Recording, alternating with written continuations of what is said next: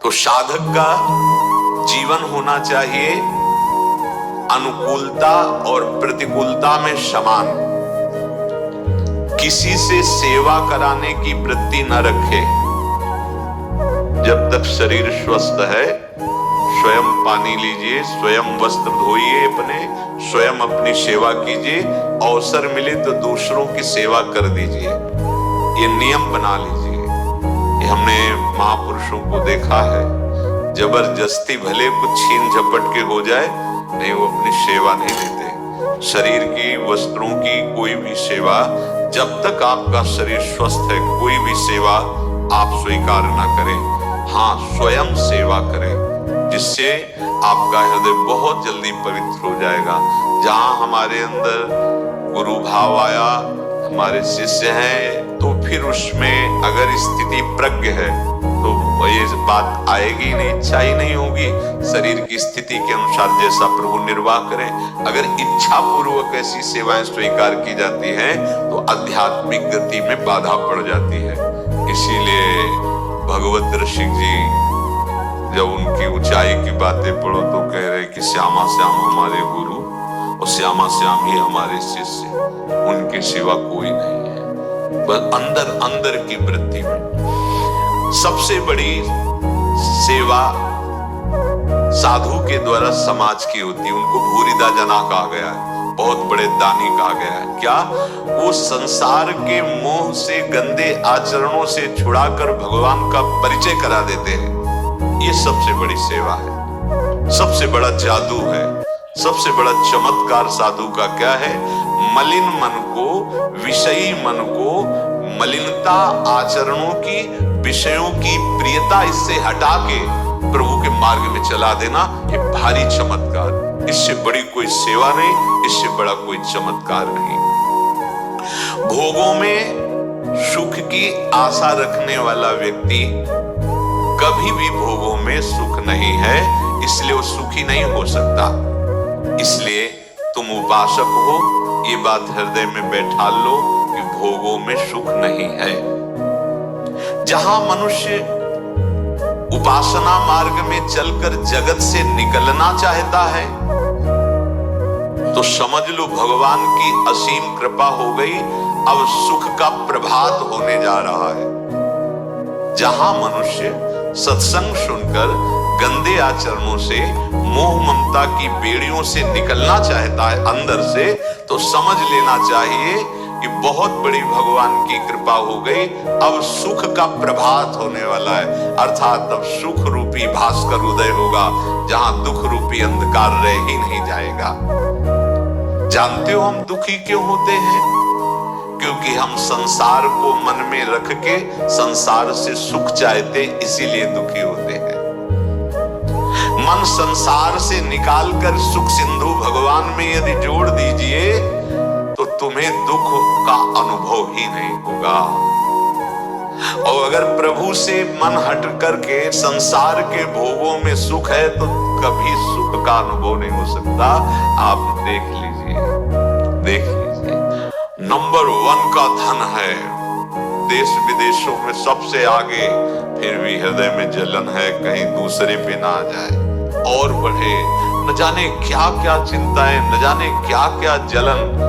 बस सच्ची मान लो, अगर समझ आ गई तो निहाल हो जाओगे। संसार को मन में बसाकर भगवत विमुख होकर संसार के भोगों में तुम कभी सुखी नहीं हो सकते।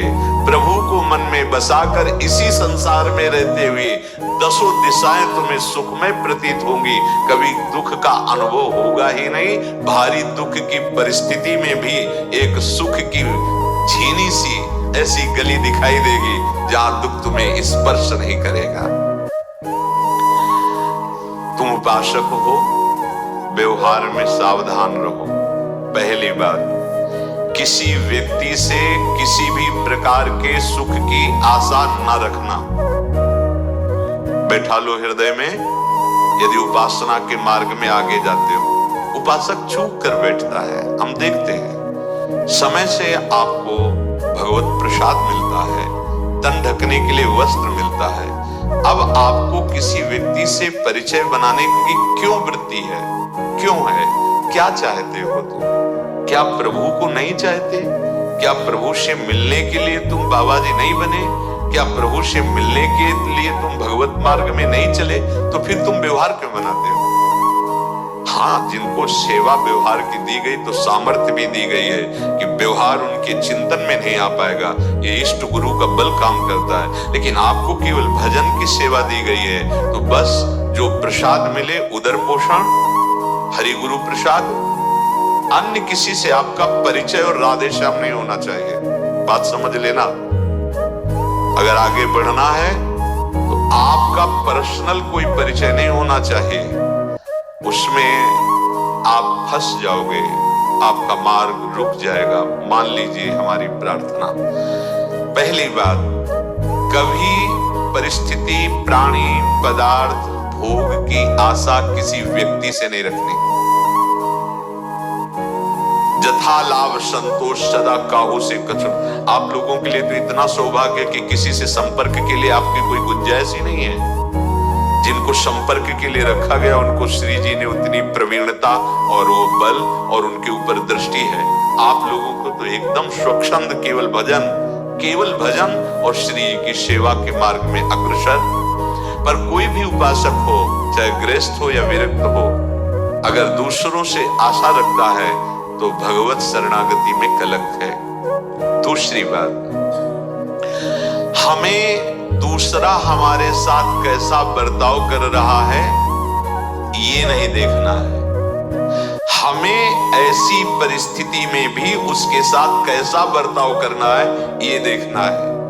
हमारी चूक कहां होती है? जब हम उसके कर्तव्य को देखते हैं। अगर तुम्हें ऐसा लग रहा है कि उसका कर्तव्य ठीक नहीं है, वो हमारे साथ ऐसा बर्ताव कर रहा है, तो क्रिया पे मत टिको, तत्काल कारण पे पहुंचो तो शांत हो जाओगे। उस क्रिया का कर्ता कौन है, कारण कौन है? बोले आपका कर्म ही है। या अगर कर्म को नहीं मानते हो तो हर क्रिया का कारण भगवान। मतलब ये हमारे साथ जो बर्ताव हो रहा है ये हमारे किसी पाप का क्षय हो रहा है। ध्यान से। दूसरी बात उपासक की है कि वो सामने वाले के ऊपर आरोप न करे कि वो कैसा व्यवहार कर रहा है। उसे ये देखना है कि ऐसी परिस्थिति में हमारा कर्तव्य क्या है, हमारा उसके साथ कैसे व्यवहार होना चाहिए। तीसरा, अपने लिए न्यायपूर्वक विषय सेवन करो, जैसे जैसी आज्ञा है, धर्मपूर्वक। दूसरे के लिए सेवा का अवसर आवे तो अपनी चिंता छोड़कर उसकी सेवा कर दो। वो व्यवहार करो, वो बर्ताव करो, वो सेवा करो जिससे उसको सुख पहुंच जाए। फिर अपने भोजन की परवाह, अपने विश्राम की परवाह भी छोड़ दो। देखना कैसे आपको लाभ मिलता है। चौथा, अपने जीवन में किसी भी परिस्थिति में निराशा या विषाद को आने की जगह मत दीजिए। अब क्या होगा? बड़ा मंगल होगा, कोई हरि विधान रचे होंगे।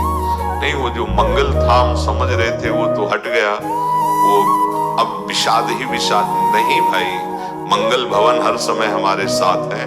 कदम कदम पे जो आवश्यकता होगी वो पूर्ण होगी। मुझे भगवान पे विश्वास है, परिस्थिति या व्यक्ति पे नहीं। जीवन में निराशा ना आने पावे, विषाद ना आने पावे। तुम्हारा अपमान बस हमारी तो तुम विचार पूर्वक आनंदित होना, तुम्हारे पाप नष्ट हो रहे। तुम्हारा सम्मान हो, तुम सावधान रहना कहीं देहाभिमान पुष्ट ना हो जाए। पांचवी बात, अपने मन से बन जाएगी।